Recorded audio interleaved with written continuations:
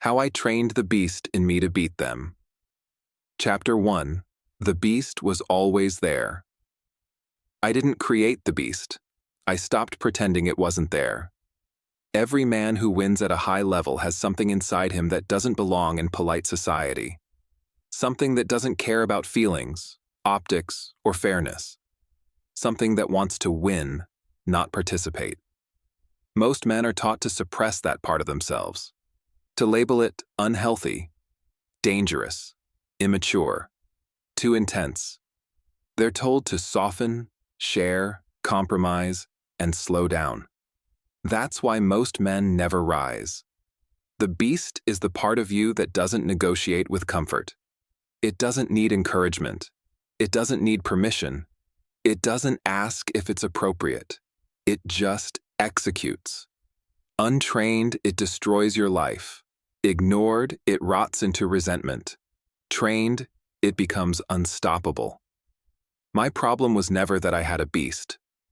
My problem was that I let other people convince me it was a flaw. Only continue if you proved your worth and readiness. If you haven't subscribed as proof of your commitment to yourself and me, then stop now and subscribe and like and lock in. If not, stop and leave. If you don't show a commitment to yourself now by following a simple yet powerful symbolic metaphor, then you're not ready to rebuild yourself and transform, and you're not ready for this, and this wasn't made for you. If you already subscribed and liked the video, you're in the right place at the right time, and this is meant for you, and you will get what you're looking for. I did the same thing and went through the same challenges and damage. We're doing this together. Let's fucking go.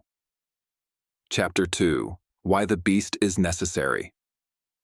Winning at the highest level is not a group activity. It requires obsession, isolation, sacrifice, ruthlessness with time, and a willingness to disappoint people who don't matter to the mission.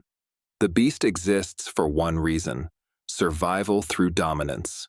Not dominance over people, dominance over outcomes.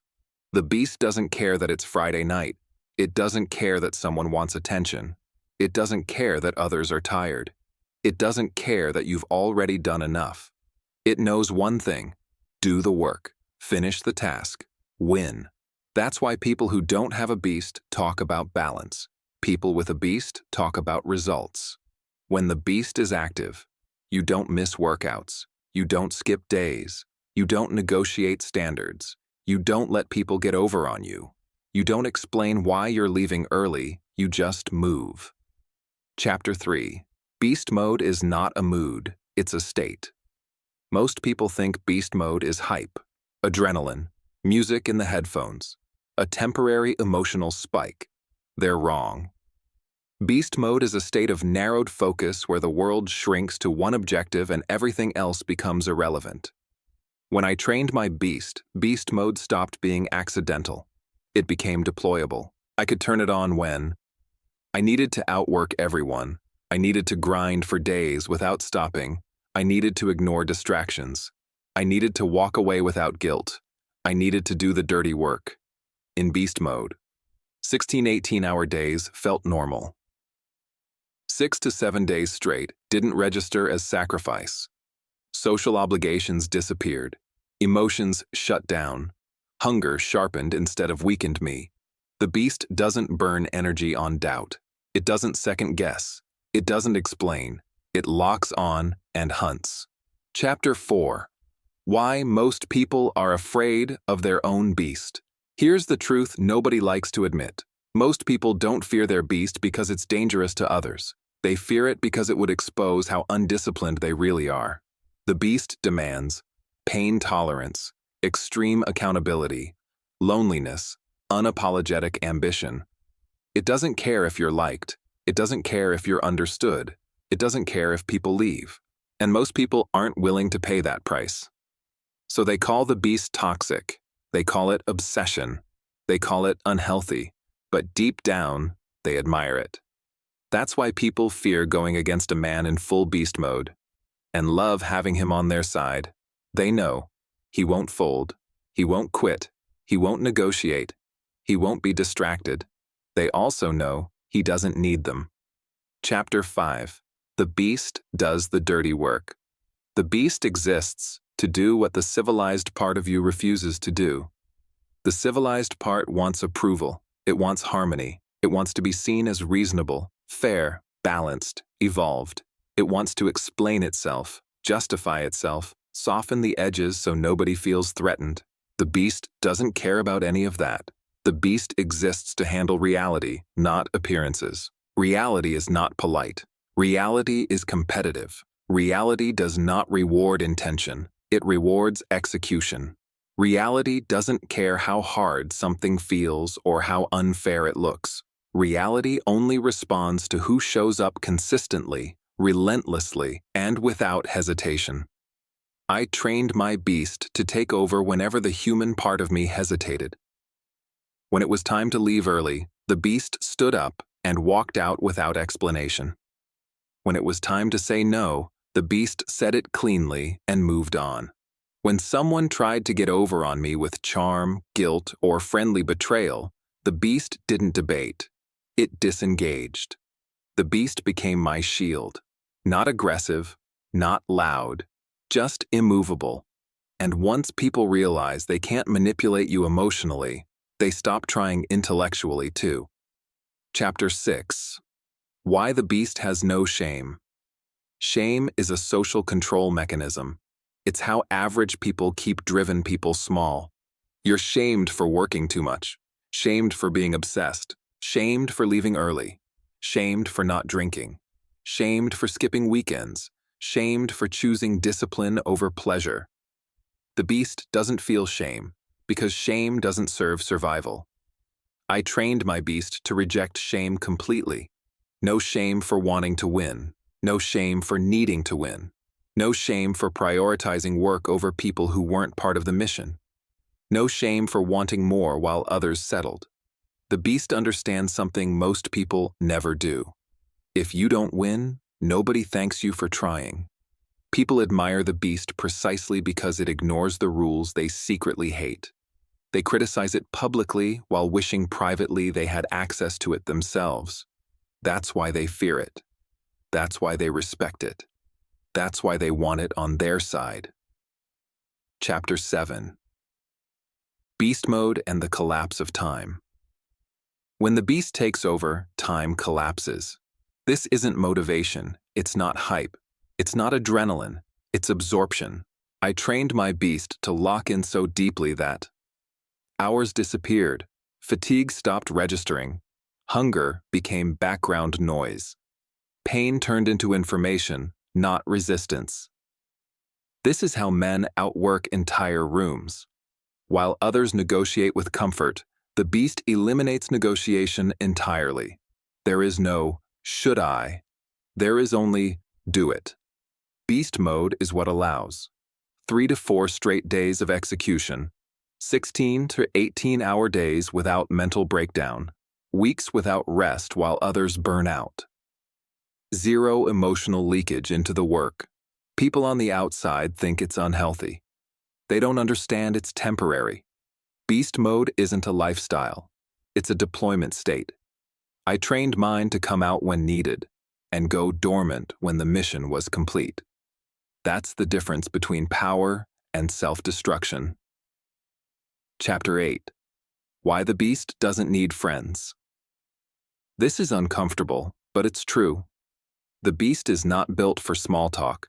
It's not built for bonding rituals. It's not built for social maintenance. The beast is built for results. When the beast is active, distractions become irritants.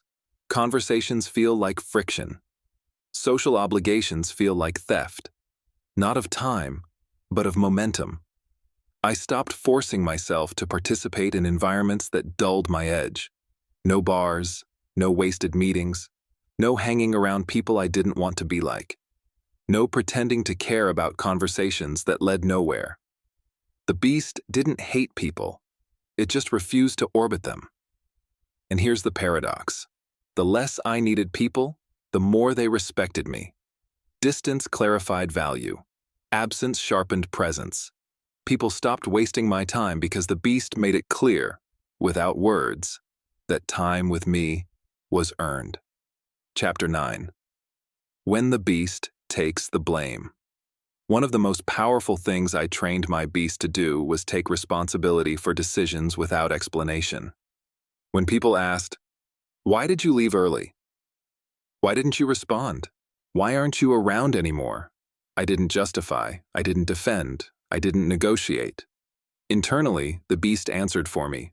This doesn't serve the mission. The beast became the scapegoat, and that was intentional. Let people think, "You're cold, you're intense, you've changed, you're hard to reach." That narrative protects your focus. While they're busy interpreting you, you're executing. While they're analyzing motives, you're building leverage. While they're speculating, you're compounding progress.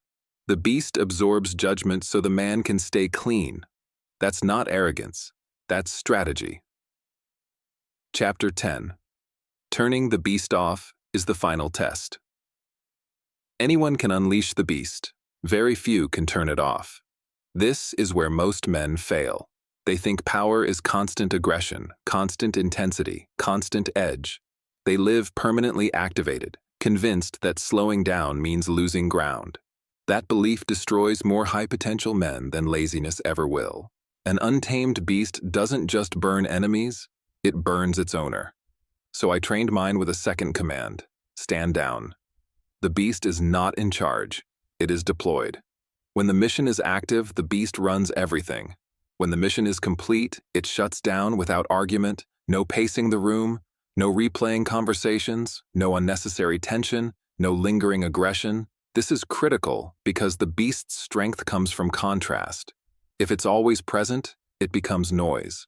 If it only appears when needed, it becomes feared. The men who never turn their beast off become unstable. People avoid them. Opportunities dry up.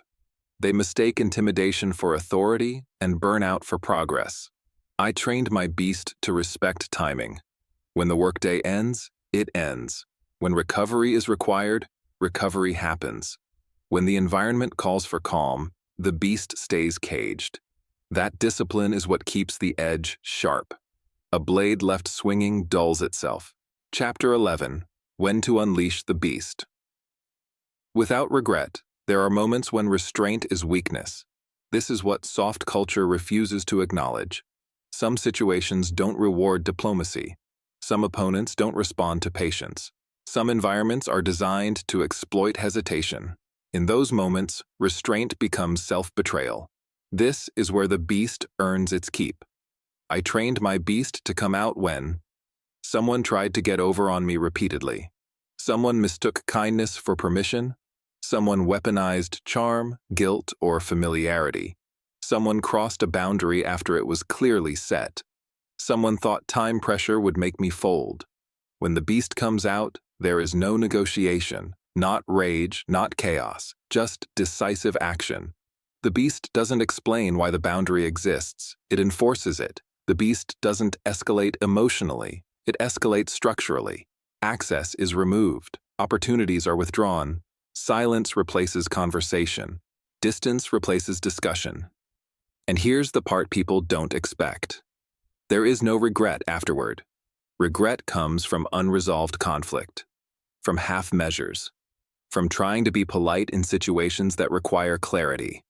When the beast acts, the decision is final, clean, complete. That's why I sleep well. Chapter 12. Why they can't compete. Once the beast is trained. This is the truth most people never want to hear. Once you've trained the beast properly, most people are no longer competitors. Not because they're inferior as human beings, but because they are operating on a completely different system. They are negotiating with comfort, feelings, approval, balance, consensus. You are operating on discipline, endurance, focus, timing, execution. They stop when they're tired. You stop when the objective is complete. They need reassurance. You need progress. They talk about goals. You build momentum. This gap widens quietly. No announcements. No confrontations. No victory laps. Just distance. That's why people eventually stop challenging you. They sense it before they understand it. They feel the look in your eye when the beast is active, the absence of doubt, the lack of emotional noise, the refusal to be pulled off center. They know better than to waste your time. Some admire it, some resent it, some fear it, all respect it. And the most telling sign? They don't try to compete anymore. They adjust around you. They wait for you to finish. They say things like, "Let him work.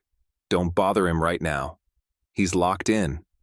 And sometimes, quietly, I'm just glad he's on our team. Final words. The beast is a tool, not an identity. This isn't about becoming an animal.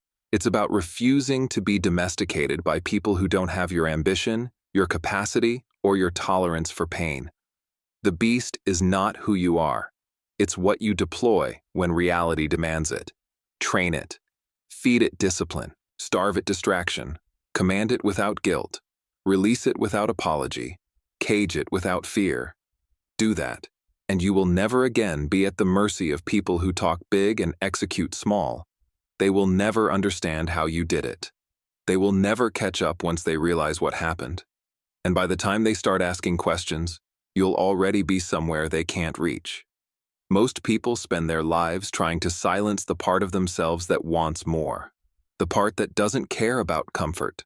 The part that doesn't negotiate with fear.